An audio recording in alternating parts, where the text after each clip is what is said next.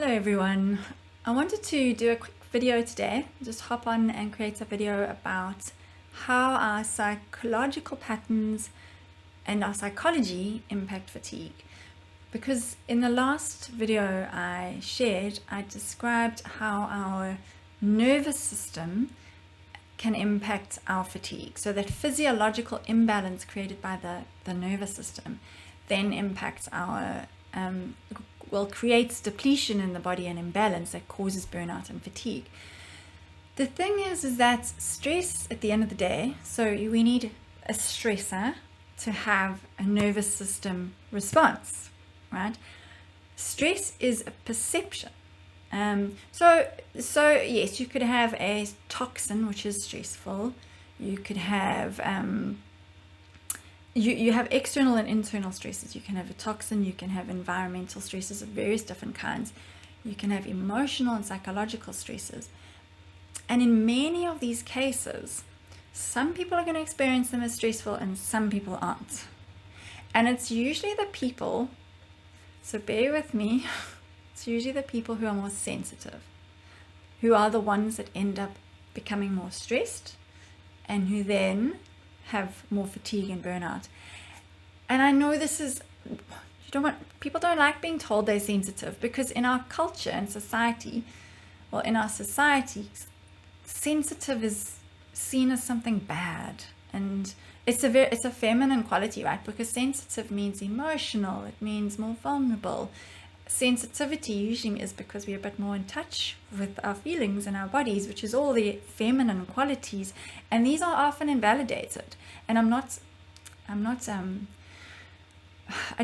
putting down masculine versus feminine, because we all have masculine and feminine within us, okay? And we've just unfortunately been indoctrinated throughout the way we've been brought up in Western society that the feminine qualities are not as valid as the masculine qualities.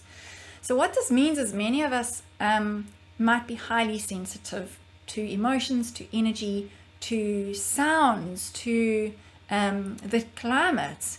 There's many ways in which we can be more sensitive, but also because of our past experiences, we then are more sensitive to things as potential stresses. So one person may experience like driving in a car as absolutely fine, and a person who's had a horrendous car accident is going to have a very different experience of driving in a car. So that's a simplified version. But what I'm getting to is that depending on how we perceive and what meaning we give to life, which is psychology, is going to determine the stress response we have.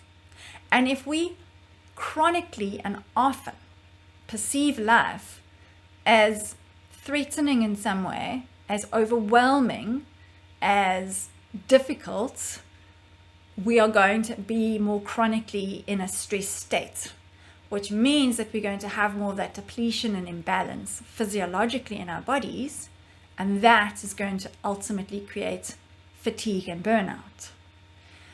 So we can address the nervous system, which is what I did in the first body talk session in the body talk burnout series that I did. And that's very important to do. But we also need to address why. I don't even want to go so much into why, but because that can be analyzing a lot and being in the head. But addressing the psychological aspects that are behind why we often feel unsafe. And this doesn't mean we can take away the sensitivity, because there's a gift in being sensitive. Many healers are very sensitive. Many people who have deep connections with others do so because people are drawn to their sensitivity. They don't necessarily know that that's what it is. But being sensitive is a gift. It's about learning to manage it and to protect the self and to acknowledge and own one's own sensitivity. And then also to address experiences in the past where that sensitivity meant that life was experienced as very scary and hard and overwhelming. And then the more those aspects are addressed, the more it supports the person in the present moment to not have the same overwhelming and stressful response to present moment experiences. So You can do this through therapy. I always say, just, and I'm saying this as a psychologist, is just be very careful, because when you see a therapist, many of them are going to be very cognitive. They're going to analyze and go into the head, which is great as a starting point, because it is very valuable to have a conscious awareness of where you're coming from and why you are where you are. But it reaches a limit, because you also need to start addressing this body-mind connection and how that awareness is actually now impacting body changes, which is resulting in your current fatigue. And so you could find a body-mind therapist, someone who works, a psychologist who works with an awareness of body and mind. So actually they are termed somatic therapists.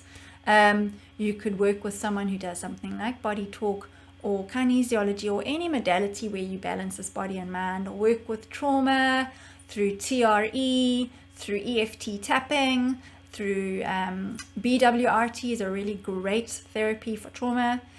But what I'm offering is in the Body Talk Burnout series, the second session that I'm offering on Friday is related to addressing the psychological aspects that have created nervous system imbalance and chronic stress that feeds burnout and fatigue. It is a group session. By signing up, what happens is I will be working with a focus on the whole group. I do it as a remote session, not online. So the session happens while you're doing whatever you're doing.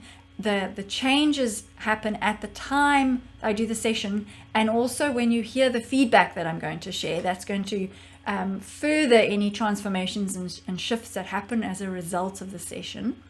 What it does is it works with balancing body, mind, energy, environment, all the different aspects that make up the whole body-mind complex. It brings into consciousness what's out of balance, and then also activates the body's self-healing capacity to bring it back into balance. So if you would like to sign up for that, you can do that with the link below. It's on a donation basis with minimum donation of $10, because I'd like to try and make it accessible to people. Many people are battling financially at the moment, I know. And if you have any questions, please let me know, and I can answer those before that time. And so there you go.